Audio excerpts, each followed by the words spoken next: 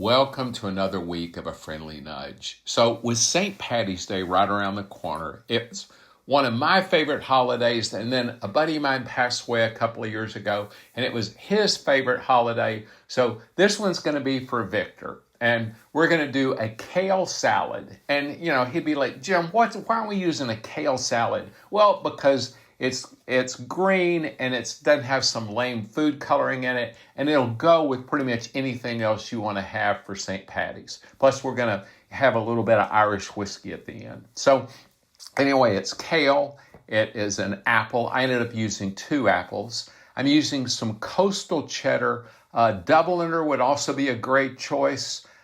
Some pecorino romano, and then olive oil, lemon juice, and Dijon mustard. So I'm going to put just a little bit of olive oil on the kale, and then we're going to give the kale a massage because we're going to try to break it down a little bit. It makes it a little bit easier to eat. Supposedly it helps with the absorption of the nutrients. Hell, I don't know if that's true or not. But anyway, we're going to give the kale a good squeeze. And, I mashed it down so much, I actually added a little bit more kale in here.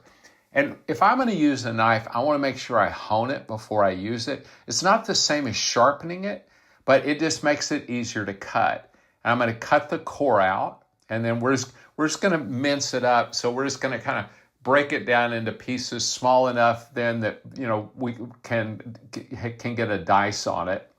So you don't have to be exact with this. You guys have figured that out by now.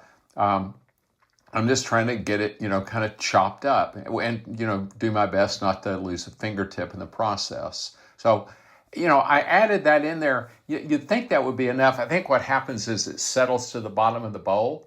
So anyway, I'm just ballparking this. I think it's probably going to be about 2 ounces of cheese. And Coastal and Dubliner both are kind of a hearty, this I think is from Great Britain, or England. The Dubliner I think is from Ireland. But I think my ancestors are from that part of the world. You'd think I'd know a little bit more about it. So anyway, I'm adding the cheese in. And then I didn't have any fresh lemons. I keep a bottle of this stuff. This is a lemon juice that's not from concentrate. Of course, I get it at Costco.